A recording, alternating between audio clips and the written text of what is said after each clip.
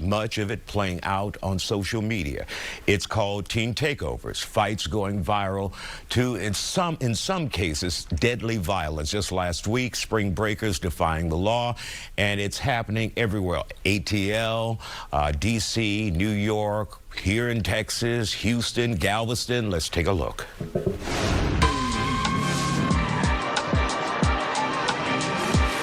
It's a growing trend across the country that's ending in property damage, violence, and even bloodshed. Some are calling it swarming. Others call it by its more popular name, teen takeovers. These takeovers need to stop. They need to come to an end.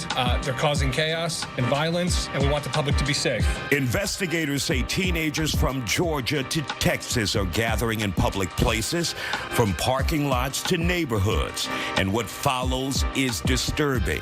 Police in various cities say the gatherings start on social media, where hundreds of young people meet up and disaster ensues. There have been shootings, drug use, weapons, and even murder. Law enforcement agencies around the country are asking parents to step up before their children's lives are ruined forever. Be smart, know where your child is, not just this weekend, every day. So the question is, what's causing all of this and how do we deal with it? Joining us for this conversation, educator Arnetta Murray, community leader Andre Otley from Community Leader, Reginald OG1 Gordon, 20-year-old Gabriel Shepard, and Cartel Bow. So Gabriel, when you see young people not too far removed from your age behaving like this, what are your thoughts about it? Do you think there is an actual problem or it's blown out of proportion? When I think about a problem, I always, I point back to the parents, because it's like if the teens are out in public acting a certain way, that means that they feel comfortable doing that, which means they were doing it in private, talking to the parents, and the parents are allowing that to happen as they're growing up. And then once they get in public, they start acting out, acting crazy. And Andre, what kind of problems are we seeing, if any at home, that would foster this kind of behavior? It's a lack of accountability. And I think it's systemic, from the school systems to the homes and community at large. There's a lack of accountability, and it just manifests when they're out in public. And so I just believe, man, that in the years that, we've been doing this work, from a Boys' Rites of Passage program with Mufasa's Pride, we're in our 16th year, and over the years, these boys have to be held accountable, and like he just said, at home first, at school. There's just a systemic failure of accountability across the board. And so what you see with this swarming is just the manifestations of little to no accountability. And we got to start there. All right, and you talked about school education. Arnetta, you're in the classroom, boots on the ground there.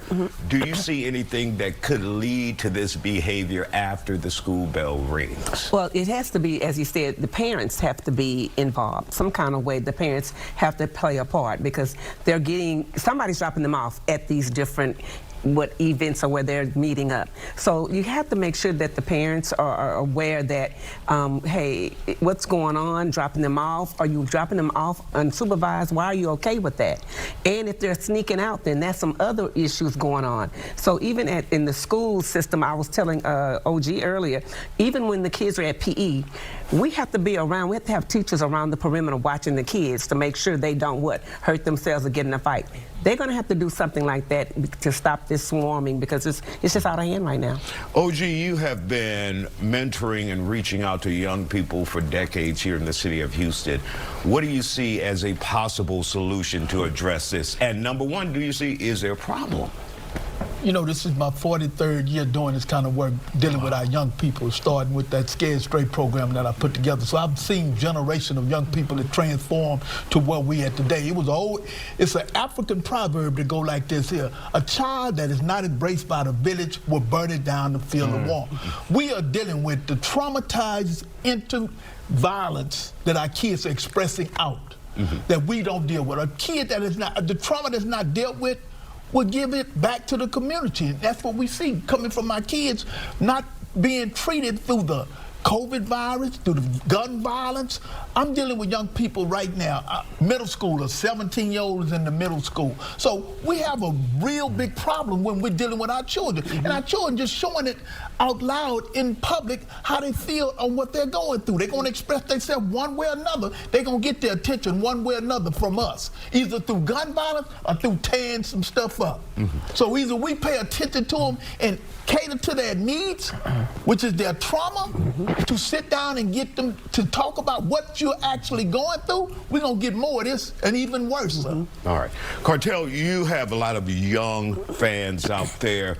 What could you say, what could you do in your role as, you know, a celebrity? They buy your music, come to see you. What could you tell young people to try and get them on the right path? I mean, well, I believe in seeing where a problem comes from and looking at a solution. You know, it's bigger than that, you know what I'm saying? For us to just say, oh, look at those kids and those kids, you're wrong, because you're not looking at what's going on at home. There's three factors that happen to determine who a kid is in this world. It's what's going on at home, what's going on with school, and what's going on in that phone. And if you ain't got no control on what's going on in that phone, what's going on in school, and what's going on at home, it's going to be reckless behavior taking place. Now, whenever you have a bunch of kids in the masses, that's a rave, that's a movement, that's a feeling, that's a vibe.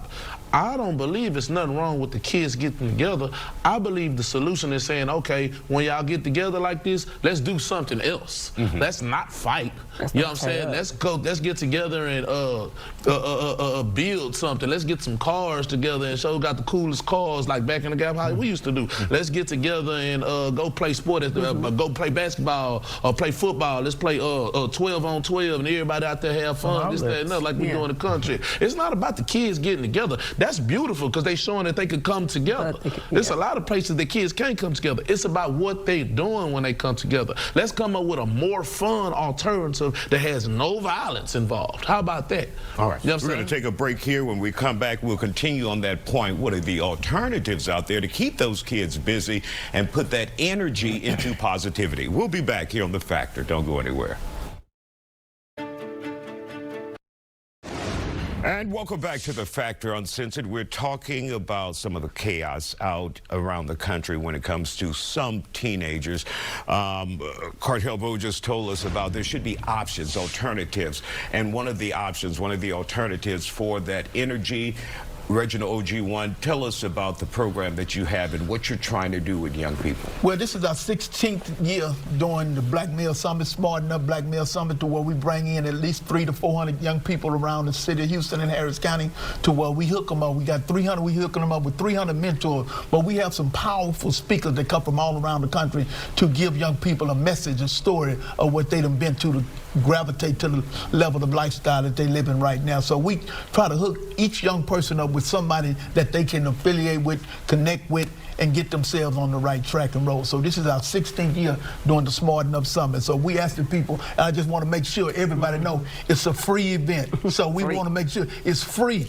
So you have no excuse to not get there, to bring your child, your son, and get there to get some of this energy that we get.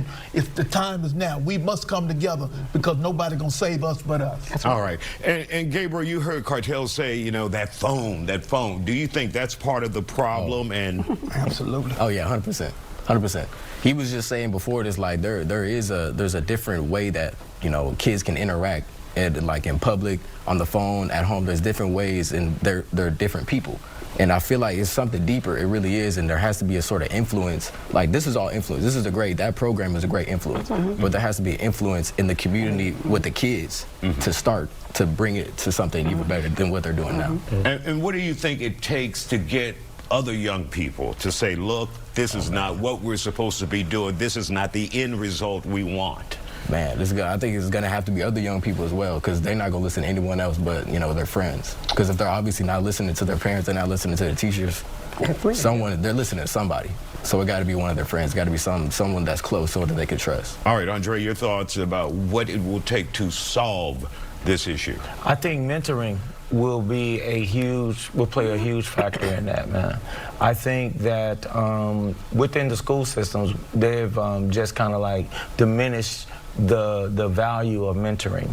You know, right now they're not doing a lot of programming around social and emotional learning. They're not doing a lot of programming around, you know, character building. And so, and the other thing is, these kids got to have some outlets, man, when they get out of school. They got to have some places, some safe spaces to be able to interact with one another. With Mufasa's Pride, that's one of the things that we teach these boys, man. We have middle school and high schoolers, and it's a safe space, man, to be your authentic self, because we're leading with love, and in there, make your mistakes in that setting there. But, you know, we do some stuff within the schools, man, and at the end of the day, they don't value mentoring. And how else are these kids to learn if they don't see it emulated? That's right. You know, you can say, well, hey, you know, they're not dads in the house, they're not fathers here, or male role models, or what have you. How are they going to see them? How are they going to see them? You know, and like my brother here said about an African proverb, you know, there's an African greeting that says, when you, instead of saying, hey, how's it going, it's like, and how are the children? And then they say, hey, the children are well. They're not, man. They're not well. All right. Arnetta, what's your suggestion as we wrap up here? I love what he said earlier. We have to make sure that we have programs for them. For example, in the city of our colony, when we have, you know, our 4th of July, all the families come together. We have a good time. And that's what we have to do. Figure out what we can do to make sure when they do a swarm, we can use it for something good. Yeah, what we also have to do is stop trying to force a certain way of thinking on a rebellious group of kids. You can't make them do anything. That's right. These kids in today's time, you have to make them believe and feel as if they're making that decision on their own. Like one of the movements I love about the city is gloves up, guns down. Why? Because everybody's excited just to see a boxing match with random people that they may know, woo, just stand up. But they, you know what I'm saying, the whole message of it, you know what I'm saying? The same way that they all running together, they do that too. On the positive side, let's start pushing our energy and uplifting these programs that's really doing stuff instead of just always talking about the stuff that's destroying us. Let's stop putting the narrative and the focus on what our kids doing bad. Let's talk about our kids and how our kids doing good. Like the 8-year-old, they can talk about 4th and 5th dimensional elements that's over there in Ghana. Let's talk about the kids the 6-year-old over there in California that's the smartest mathematician in the world. Let's talk about this. We have to change the narrative. Yeah, we have to change the narrative. If you don't change the narrative, we're going to bring y'all back for part 2, part 3. Thank you guys for joining us here on The Factor Uncensored.